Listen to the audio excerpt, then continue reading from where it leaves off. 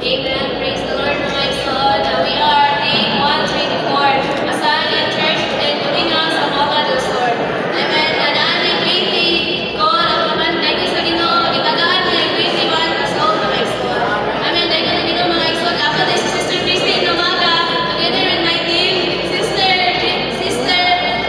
Darlene Jane, Mendoza, and Brad Jerry Kamiti. Amen. Praise the Lord, mga son. Namin na isa, recover na dormant saints. Huwag namin ka-prospect ladies, mga son. Amen. Praise the Lord, mga son. Sa July, sa pagpalalakad naman sa church at kabigat, mga son. Hayagan din sa mga son, mga son. Sa ato na yung pag-propagate o sa atong pag-asin, mga son. It's not just a matter of how many people we gain, but it's a matter of how we gain the Lord, my son. Amen. And hallelujah, that the Lord bring us to the locality that can capture our heart and cause us to see the vision concerning His economy, mga son. Na sa Iglesia sa Domingo, ang burden good ang maka-establish yung district, mga son. Na talaga ng Ginoo na karon mga son is kanang dito na dapat ato na gidaghan ng mga YP ang nakagawat sa kinabuhi, mga son. Kaya ato nang kinabuhi, mga son, ay sila gid pa mismo ang kanang porcelana gid na kanunay mga pilog panagatigong. Amen. Praise the Lord. Narito sa amin naka-experience na sulungan mo yung mama. Duha ka mama ang sulong sa mga tawag kay ang ilang mga anak minhila kay ano daw wala sila giapil o sa niya o bautismo, mga igsoon.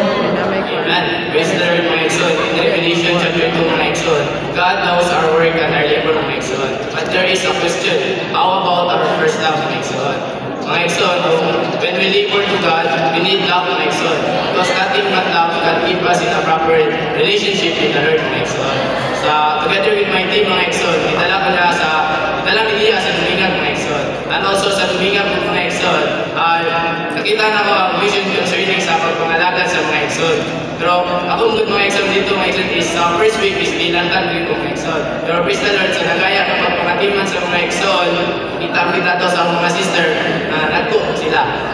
Mga igsoon, dito sa Dumingan, mga igsoon, is dagan ang buhat. Kasi pag namin sa bukid, pinahanglan yun ka, now sa Luzon, sa tuyo lang na maka-join me of YP meetings and campus work, mga igsoon. At also mga igsoon, nakato ko sa district, mga igsoon, na bukid-ligid kayo.